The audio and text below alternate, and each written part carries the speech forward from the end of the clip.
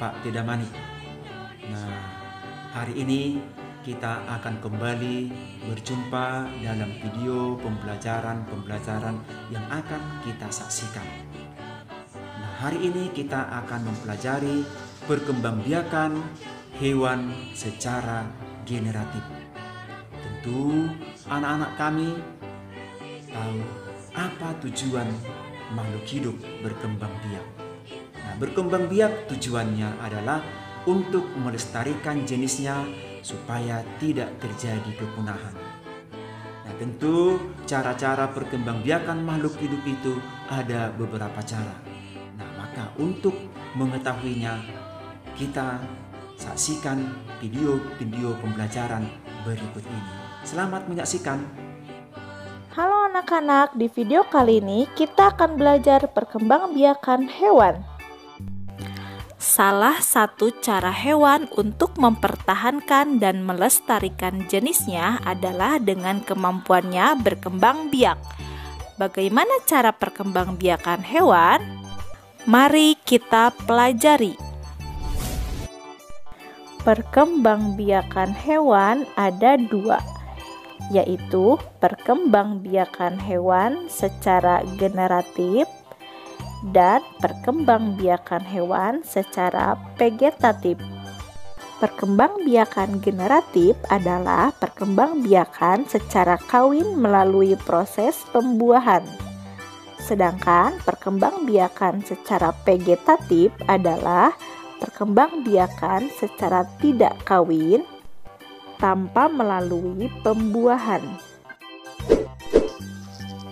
Nah, kali ini kita akan belajar perkembangbiakan generatif pada hewan. Yang pertama ada ovipar atau bertelur. Yang kedua pipipar atau melahirkan. Yang ketiga ovovivipar, bertelur dan melahirkan. Yang pertama bertelur atau disebut ovipar, berasal dari kata ovum yang berarti telur. Ingat, telur itu bulat. Jadi ovipar. Dihasilkan oleh hewan betina yang akan dibuahi oleh sperma yang dihasilkan oleh hewan jantan. Pembuahan telur oleh sperma akan menghasilkan zigot. Selanjutnya, zigot tumbuh dan berkembang menjadi embrio hingga membentuk individu baru. Pembuahan pada hewan ovipar dibagi dalam dua kategori, yaitu pembuahan internal dan pembuahan eksternal. Pembuahan internal adalah proses pembuahan ovum oleh sperma yang terjadi di dalam tubuh induk betina, seperti ayam, burung, dan penyu.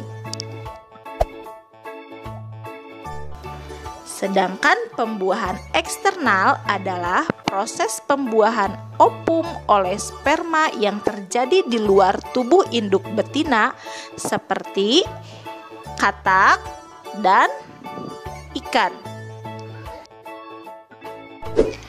Yang kedua, beranak atau melahirkan atau disebut pipipar. Perkembangbiakannya terjadi secara internal di dalam rahim induk betina. Embrio yang telah terbentuk akan tumbuh menjadi individu baru di dalam rahim induk betina sampai siap untuk dilahirkan. Contoh hewan yang berkembang biak dengan cara melahirkan atau pipipar biasanya merupakan kelompok mamalia seperti singa, kucing, kambing, sapi, dan hewan lainnya. Yang ketiga, bertelur dan melahirkan atau disebut dengan ovovivipar. Perkembangbiakan hewan dengan cara ini merupakan pembuahan yang terjadi di dalam tubuh induk betina. Hasil dari pembuahan ini kemudian membentuk telur bertelur dan masih dalam rahim induk betina.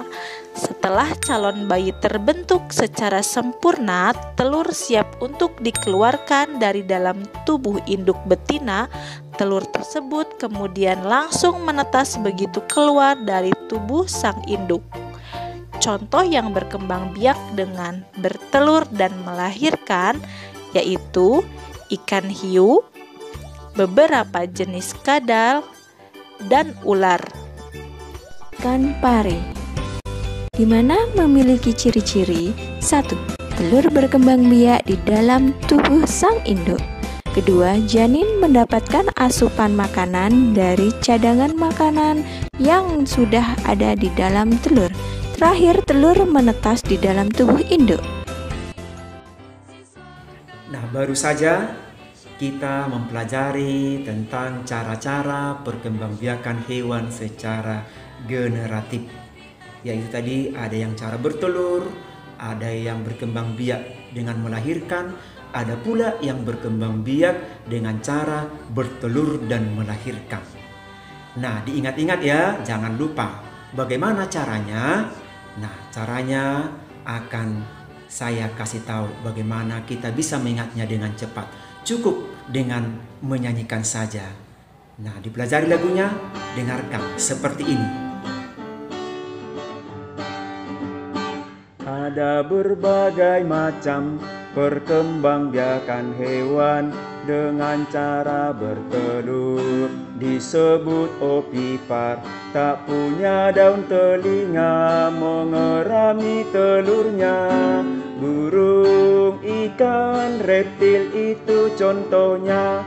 Ada cara kedua perkembangbiakan hewan, yaitu melahirkan, disebut vivipar. Punya daun telinga, tubuh tertutup rambut. Kucing, kambing, sapi, dan lumba-lumba. Ini cara ketiga perkembangbiakan hewan, bertelur melahirkan atau ovovivipar. Tak punya ciri khusus, contohnya ikan hiu, kuda laut, dan hewan platypus.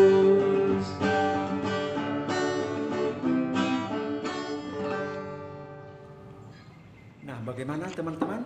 Gampang bukan? Nah, diingat-ingat dan dipelajari. Sampai jumpa di video pembelajaran berikutnya. Sekian dan terima kasih.